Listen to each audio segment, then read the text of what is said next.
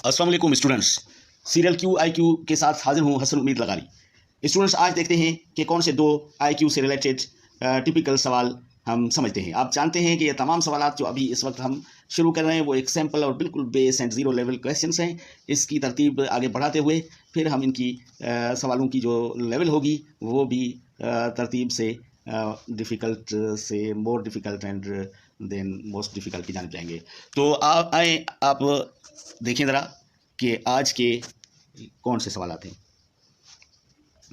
Students आज हम पढ़ेंगे एनालॉजीज या एनालॉजी, जिसका जमा होगा एनालॉजीज। एनालॉजी का मतलब जो है सिंपल यानी two are set of words, बिलखुसूस यहाँ पर जो हम मकसद लेंगे सेट ऑफ वर्ड्स या set of phrases having a certain relationship with each, जिसमें ज़रा एग्जांपल के ज़रिए आप समझेंगे इसको फर्दर कि आपके पास जो सपोज करें क्वेश्चन ही हम लोग ले लेते हैं। क्वेश्चन नंबर 1 वर्ड दे रहा है helicopter. Helicopter, helicopter is to fly, helicopter is to fly. यहाँ ये सिंबल दे रहा है रेशो की, इस तरह भी शो किया जा सकता है, मतलब इसका भी वही होगा। If helicopter is to fly then dash यानी bucks is to ship, dash is to ship.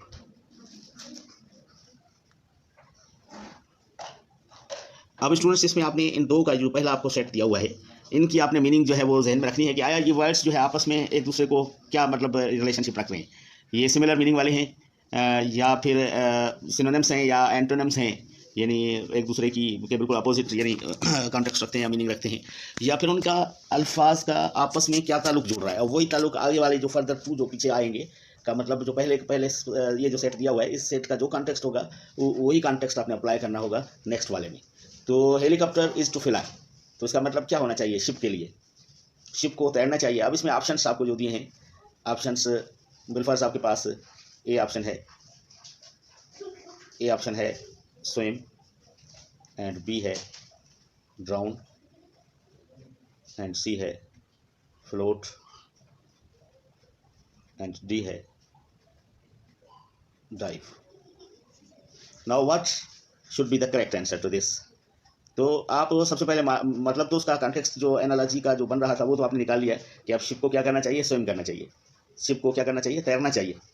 अब शिप के तैरने के लिए जो वर्ड सेलेक्ट करना होगा, देखिए मैंने पहले भी आपको पीछे के लेक्चर में बताया था कि यहाँ हमारे यहाँ बस औक़ात इंग्लिश में या इवन साइंस से रिलेटेड सवालात हों या मैथमेटिक्स से रिलेटेड सवालात हों या जो कुछ भी हो, तो बहरहाल कोशिश ये की जाती है जो सवाल बनाने की अथॉरिटी या जो एफिशिएंसी है उसमें उसको फोकस में रखा जाता है।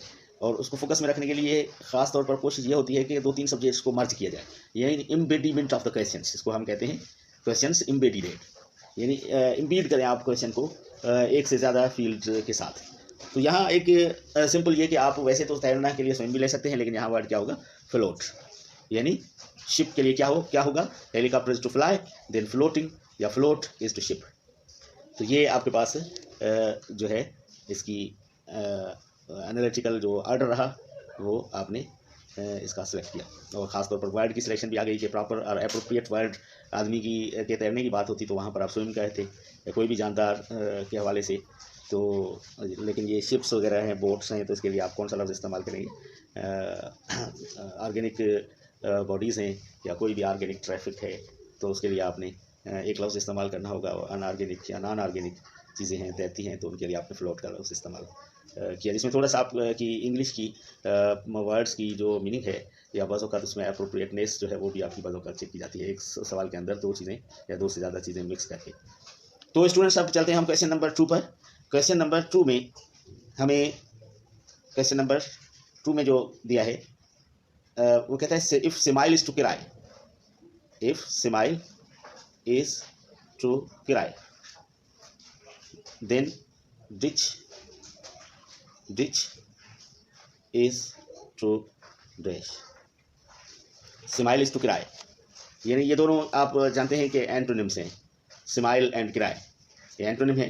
तो यहाँ पर भी एंटोनिम आना चाहिए डिच का।